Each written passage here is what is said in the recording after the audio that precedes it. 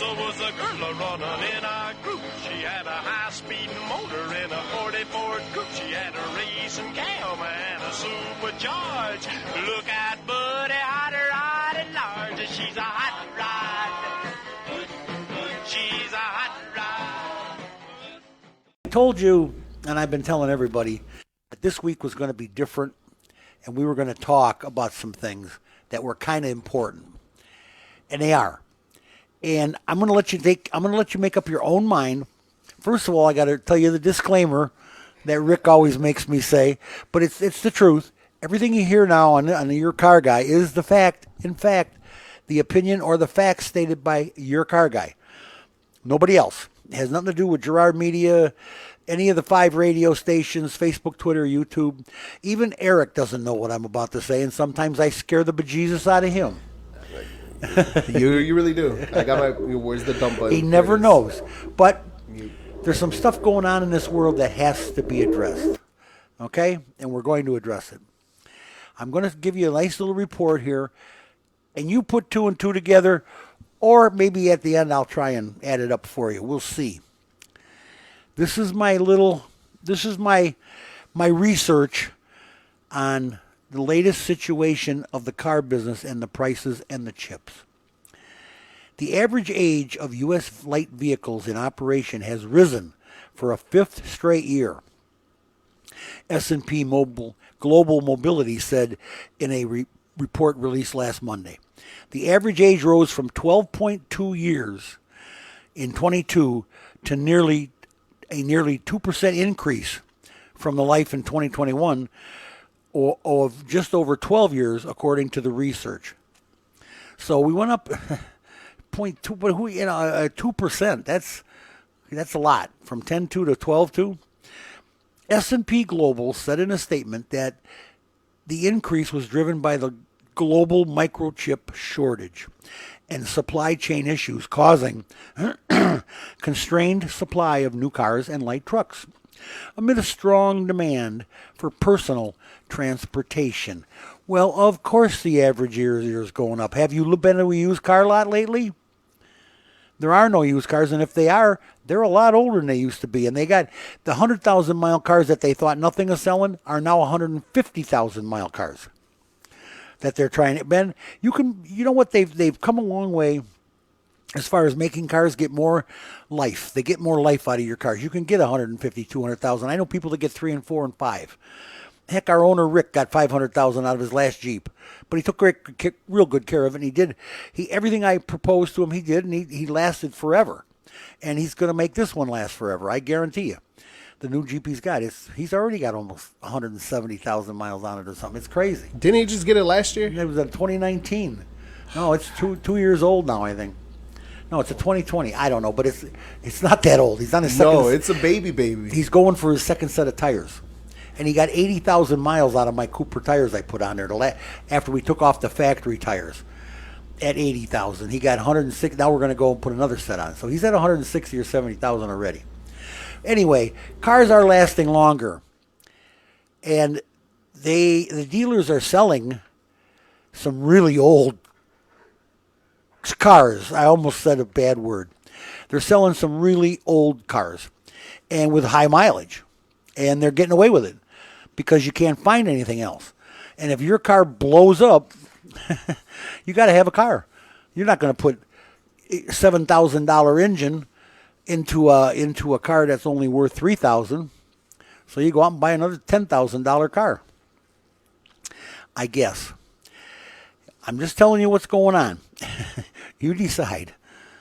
Little by little, the worldwide shortage of microchips is abating, and automakers are being forced to eliminate fewer and fewer vehicles from their weekly production schedule. Key word there, forced. Key word, forced to eliminate fewer and fewer vehicles from their weekly production schedules. Forced, again, I'll say. But the numbers of chip-related factory cuts are continuing to rise. Oh no! According to the latest tally of manufacturing activity by Auto Forecast Solutions, a forecasting firm that has been tracking the chip shortage impact since it emerged in 2021. AFS, or Auto Forecast Solutions, eliminates or estimates that more than 167,000 vehicles will be scratched from factory plans this week. But with manufacturers in Asian markets and outside of China suffering the heaviest hit.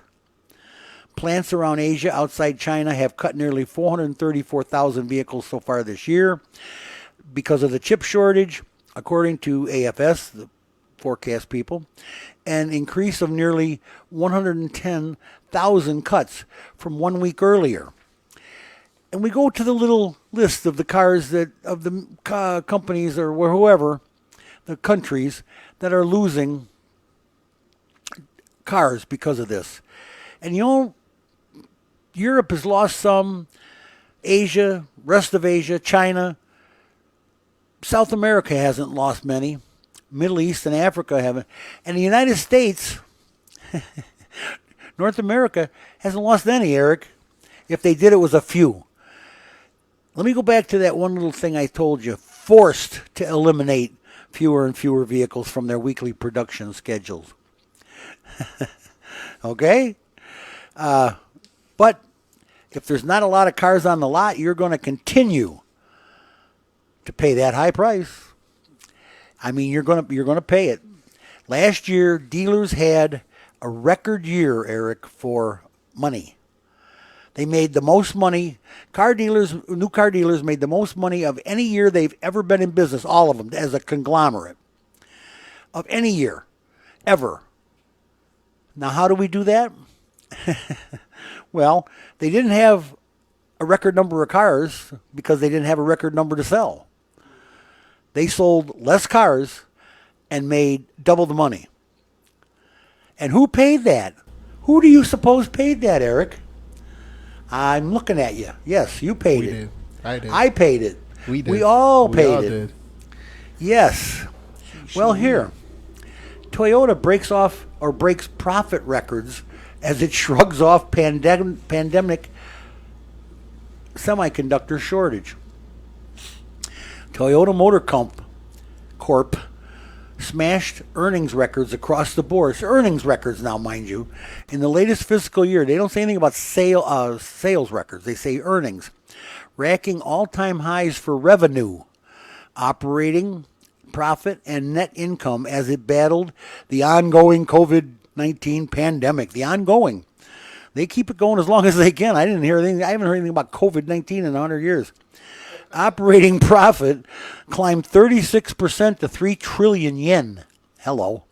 That's $24.6 billion. 3 trillion yen. Yike. In the fiscal year ended March 31st, topping the previous high from the fiscal year ended March 31st, 2016. So they haven't had a year like this since 2016, and this was better yet. Booked a robust operating profit margin of 9.5%, up 8.1% from the year before. Does that tell you anything you want to know? Is that letting you know what's going on? New and used car dealers, buddies out there, my pals, here. That was a new car dealer. That was a Toyota manufacturer. That's one. Here, pray tell, is a second. Penske. Penske is one of those groups that has 1 million used car and new car and rental deals, and they got Penske's big. Penske Automotive Group, it's called. First quarter net profit more than doubled, generating the retailer's most profitable quarter ever, as used vehicle revenue surged and the company's car dealerships produced higher gross profits across all their business lines. All of them. Penske reported Wednesday that net income soared to $369.5 million, up from $183.1 million in the 3-year period. Revenue jumped 21% to $6.98 billion with a B. In addition to robust proceeds from the company's light vehicle dealerships, which made up the bulk of its income, Penske reported that pre-tax earnings from its commercial truck dealerships more than doubled, while pre-tax earnings for its Australian unit jumped 75%. Income from Penske's ownership stake in Penske Transportation Solutions more than doubled. Again, this is money-wise. This is not sales here. Quarter one vehicle sales. 113,759 combined new and used vehicles. That's up 2.6% on a same-store basis. Penske sold 109,218 new and used vehicles, down 1.3%. Penske didn't specify the U.S. vehicle counts, but they wouldn't do. They wouldn't dare give the U.S. vehicle counts. Oh, yeah, I'm sorry.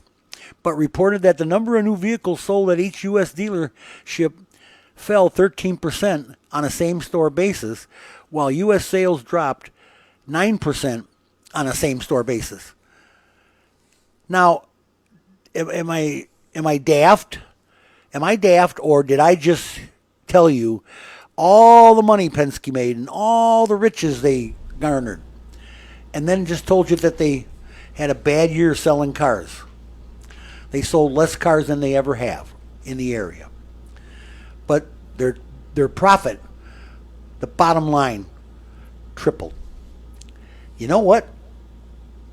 I'm not going to tell you what I think right yet. I might before the show's over, because I have a problem. I can't let things build up inside me. But I'm going to tell you, for a fact, I smell a rat.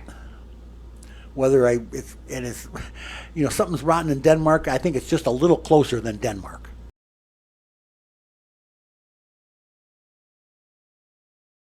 Electric vehicle registrations rose 60% in the first quarter of this year to 158,600 some, and took a record 4.6 share of the light vehicle total. They were less than 2% before, according to financial data from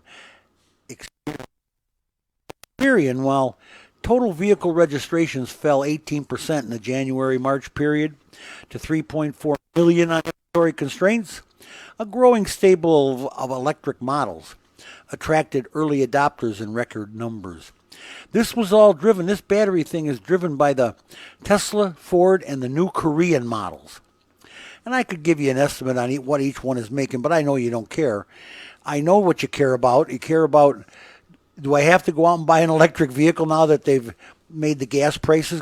Because, it hasn't gone as high as it's going to go yet, Eric. Oh, I feel like it's going to come. I mean, it's going to go higher. You're looking at probably $10 a gallon before it's over. This will be a record for the world, and then something will pop. I don't know what it'll be. I'm never going to speculate on something like that, but something's got to give. $10 a gallon is too much to pay for gasoline for a country that has its own damn oil. Yeah? We have our own. Yeah, we do. Why are we paying $10 a gallon for gasoline? Use our oil. They talk about drilling and blah, blah, blah, and how bad it is and that fracking. Now they're talking about making cars electric with the lithium batteries, and they're going to mine lithium in California. Half that state's going to be dug up to halfway to China, for God's sakes. And they got to ruin entire area, entire counties with these mines for lithium. They're horrible. But yet we're going to go ahead and do that so that you don't buy any of those nasty oil products. Well, you know what? Until they get a better battery, until they get a battery that's safer, by the way, because that lithium stinks. It's terrible. I think they should reopen the pipelines and let us have our own oil. 3 years ago, we were selling oil. Now we're buying it. Yeah, it doesn't make sense. No, and we're paying $8 or $6 a gallon, going up to $8 real soon. No, I don't have anything more to say about that. I think I've probably said enough already. So remember, do you have tires for my bicycle? Because I feel like I'm about to wear them out. It's a 2-hour trip from here to downtown Chicago and back. See, I got tires, but I don't have any air. It takes gasoline to run the compressor. No, it doesn't. I got air. Hey, Doug, I'm just telling you. Remember, everything you hear here is mine. It has nothing to do with Gerard Media or any of the 5 radio stations or Facebook, Twitter, or YouTube. This is your car guy talking. And, oh boy, and I probably talked too much already, but that's okay. Hey, boss, real quick, Doug Kubash on Facebook says, there you go, making sense again. I don't know if I'm making. You know what? I am making sense. I don't care what anybody says. If we don't come back to America and use America for what it's meant for, we have great people, we have great institutions, and we are the American people. We have been through 2 world wars. We lived through a man-made pandemic. We almost lost half our half our friends anyway. I mean, it was terrible, but we've lived through it all, and we will live through this. Let's just go back to work. Let's get it going and get it done. Get rid of all this and start over, because we are in the wrong track. We're going down the wrong road, and we got to stop it, or gasoline is going to be $10 a gallon. You're all going to be driving electric cars, and they are going to be ripping the state of California to pieces. And next will be New Mexico and then Arizona. They'll find lithium wherever they can find it, and they'll just start ripping it apart, because it rips the landscape apart to pieces. Okay, stop it, George.